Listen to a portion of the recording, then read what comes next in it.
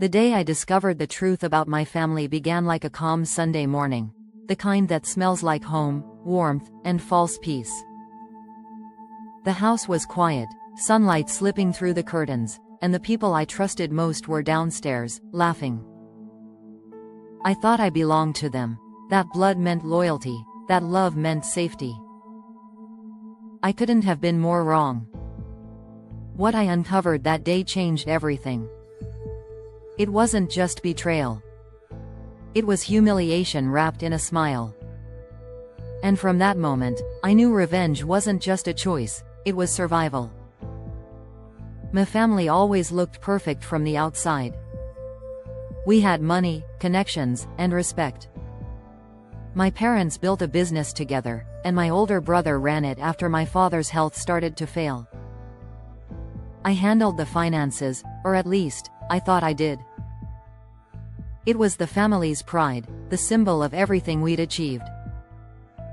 But the deeper I looked, the more I saw cracks, small, almost invisible signs that something wasn't right. The numbers didn't add up. Transactions appeared and disappeared like ghosts. I brushed it off as accounting mistakes. But soon, I learned the truth. My own family was stealing from me. It started when I found a transfer to an unknown account, hundreds of thousands missing. When I confronted my brother, he laughed and called it a business adjustment. My mother told me not to question things I didn't understand. My aunt said I was too emotional. They gaslighted me into silence, making me believe I was paranoid. The betrayal was slow, deliberate, and masked as love. The people who were supposed to protect me were bleeding me dry. The final blow came when I discovered they had transferred the house, my house, into my brother's name. My name had been forged. The documents were real, the signatures were perfect copies, and the betrayal was absolute. They planned to sell it, to take everything, and leave me with nothing but debt. I felt my world collapsing. But I didn't scream. I didn't beg. I didn't fight, not yet. I simply smiled. Because I knew something they didn't. They had underestimated me. For months, I played along. I acted broken, confused, submissive, the same role they had written for me my entire life. But behind that mask, I was building something. I gathered every piece of evidence I could: emails, text messages, fake invoices, bank statements. I documented everything. I reached out to a lawyer who specialized in financial abuse and property fraud. I wasn't just taking my life back, I was preparing to expose them. The night I confronted them, I didn't raise my voice. I called a family dinner, the kind we used to have before the lies took over. Everyone showed up, dressed in their best, smiling fake smiles over the fancy dishes my mother loved to serve. The air was thick with tension they didn't yet understand. Halfway through dinner, I placed a folder on the table. I remember the sound, that soft thud that silenced the room. Inside was everything. Proof of fraud, false signatures, money laundering, even tax evasion. My brother's face turned pale, my mother's eyes darted toward the door, and my aunt's hand began to shake. They realized too late that I had recorded every call, every whispered lie, every insult hidden behind family loyalty. I told them I had already filed the case.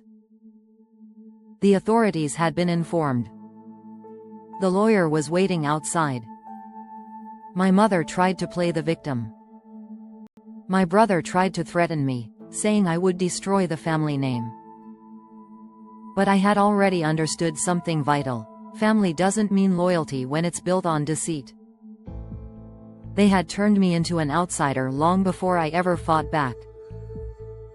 The revenge wasn't about money anymore. It was about justice, about reclaiming my dignity. Within weeks, everything changed. Investigations began. My brother's business partners withdrew their support. My mother's reputation as a community woman was shattered when the truth spread. The house was returned to my name, legally and publicly. The accounts they had used to hide their thefts were frozen. The same people who mocked me for being too emotional now had to face me in court. The media called it a family betrayal scandal. I called it closure. But the emotional toll lingered. There were nights I lay awake wondering if revenge was worth it, if I had become as cold as they were. But every time doubt crept in, I remembered the humiliation, the lies, the years they made me believe I wasn't enough.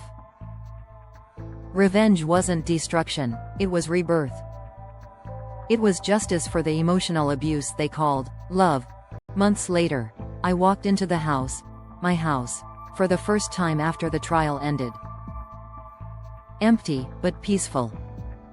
The silence wasn't haunting anymore, it was freedom. I rebuilt my life from that emptiness. I started speaking about financial abuse awareness, about how family betrayal can be the deepest form of manipulation. I helped others, mostly women, understand their rights, their worth, and how to reclaim their lives.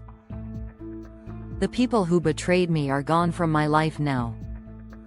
But I don't carry hate. I carry lessons.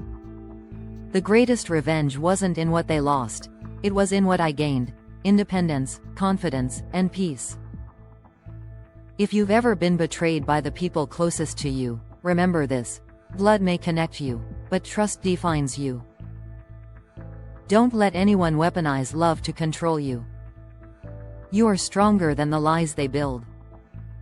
The truth always finds its way out, and when it does, it burns everything fake to the ground.